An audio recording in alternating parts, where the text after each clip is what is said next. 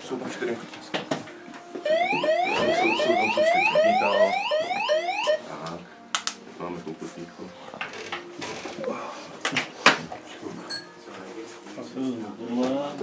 Ale tady je jeden čaj s cukrem.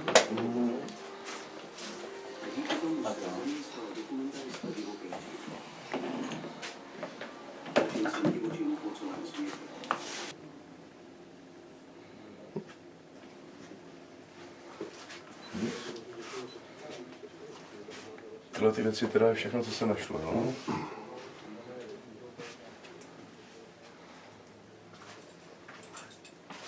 Tahle bodák je vyloženě z Karpat ze zákopu, z ruských. No, opravdu problém to, že tady je hodně těch předmětů, co někomu patřily. No, prstínky, vysloveně osobní věci, že jo?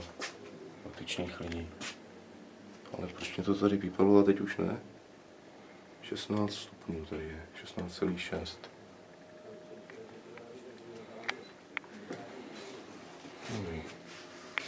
Takže tady slyšeli nějaký kroky lidi nebo něco takového? Jo, to je slyšet, když sedíme dole, mám všechny 3 kocouři v místnosti a nahoře někdo chodí. Prostě to je slyšet. Nahoře chodí. Je to týden, co to bylo slyšet. Prostě vyloženě to bylo slyšet, že tam někdo chodí. A nikdo tam nebyl.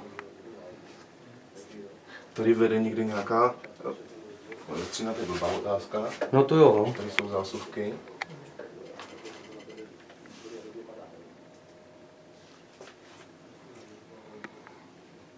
Proč to tady?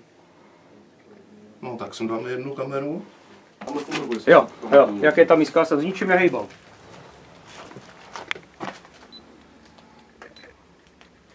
Tady vypadá, že žádné výkyvy nejsou.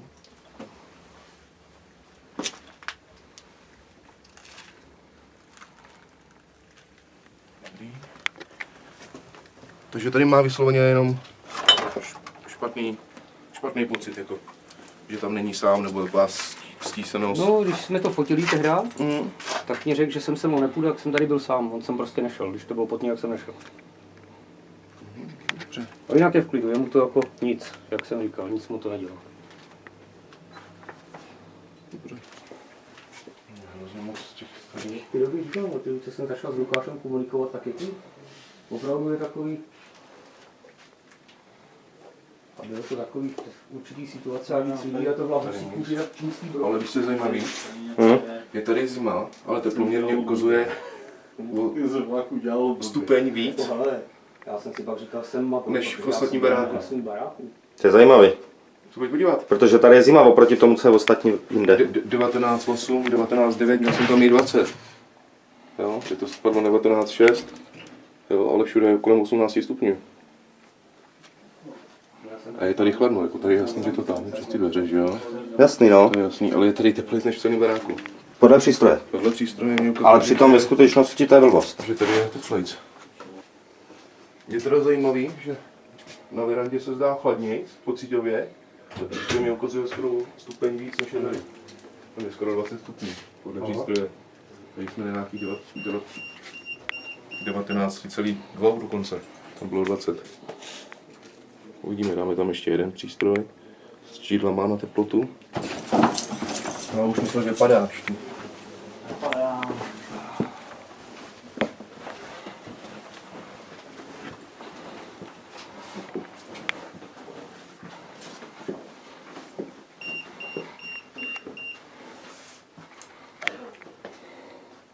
Dost to bylo tamhle v té místnosti.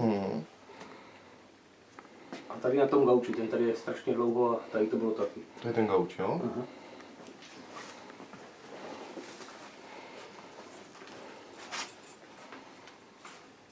No tak stála.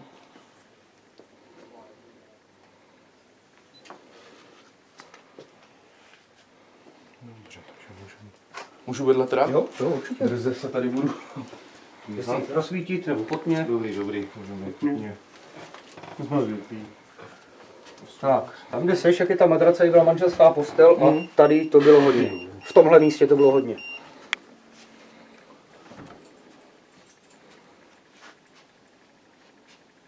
Tady se občas nedalo spát, prostě to nešlo. Spali jsme dole, na gauči. Sem dáme třetí kameru. A diktafon. Zajímavý.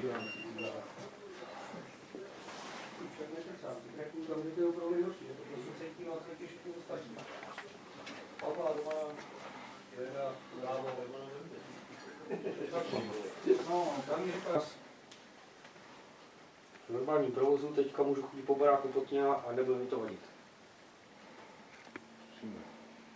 Je tu s námi někdo?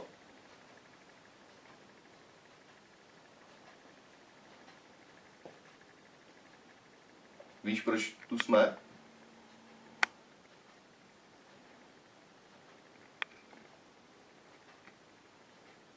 Můžeš vydat nějaký zvukový podmět, že jsi tu? A něco zabouchat? Zakřičet?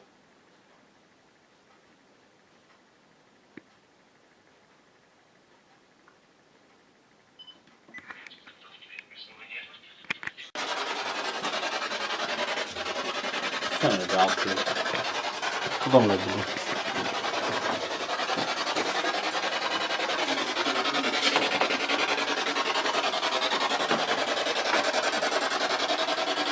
Jsi tady?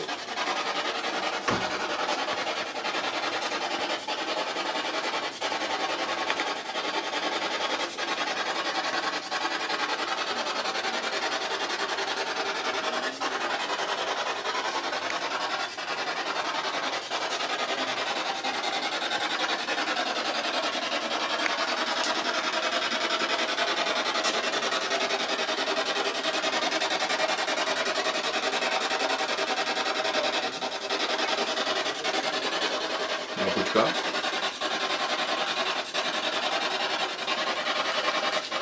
Byla počka, ne? Myslím, že ne. To by se tady zdalo.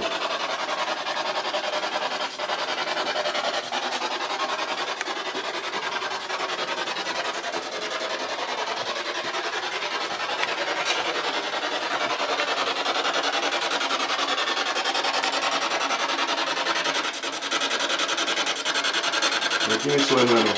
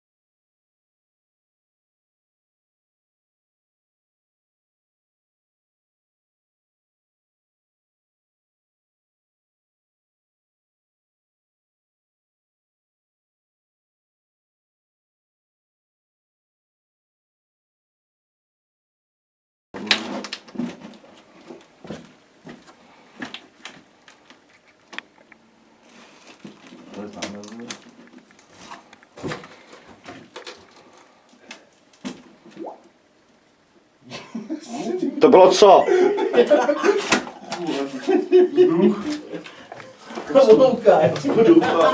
To bylo v čendý? Zasni, Jirko. No, stůj tam, zasni. Jsi tady? V tom sklepě s náma teďka? Chodíš sem?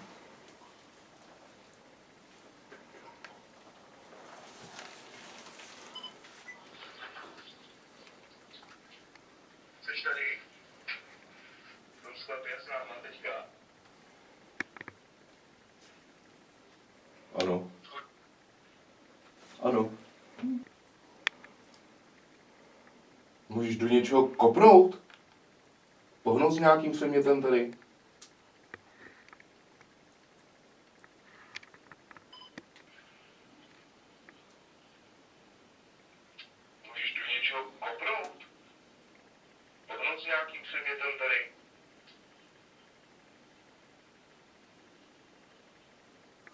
Nic, viď?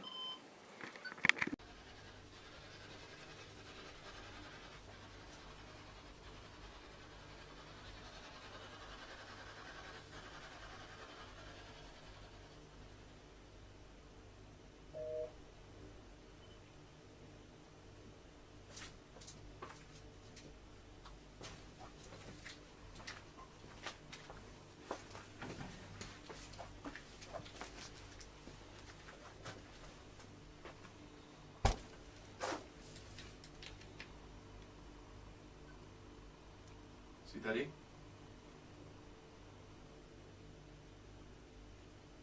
Nemusí se nás bát. Chceme jenom komunikovat.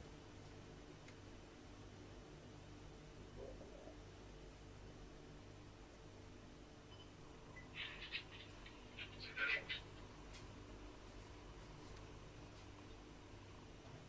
Nemusí se nás bát. Chceme jenom komunikovat.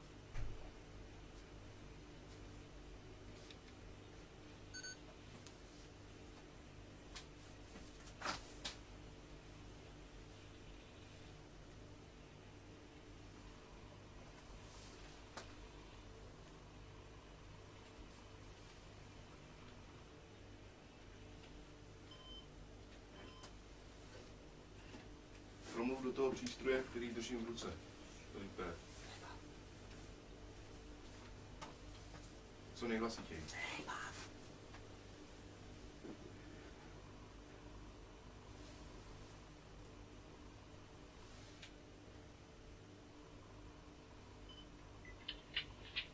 Promluv do toho přístroje, který držím v ruce. Filipe.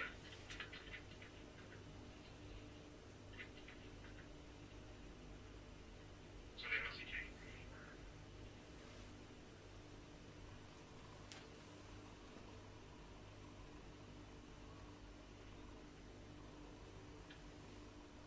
A to nehejbat říkal jsi ty? Jo. Byl fakt šeredný, bylo to nedělej.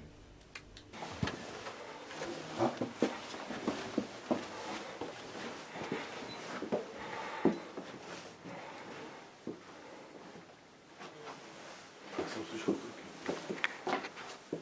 No, tak to je možno. Tady.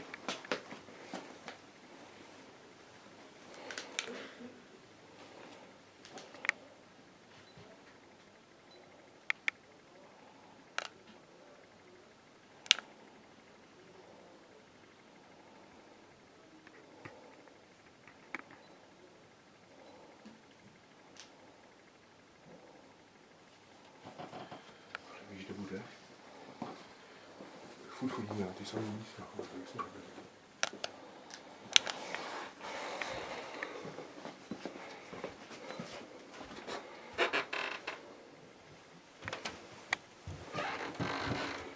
Baterka kávu.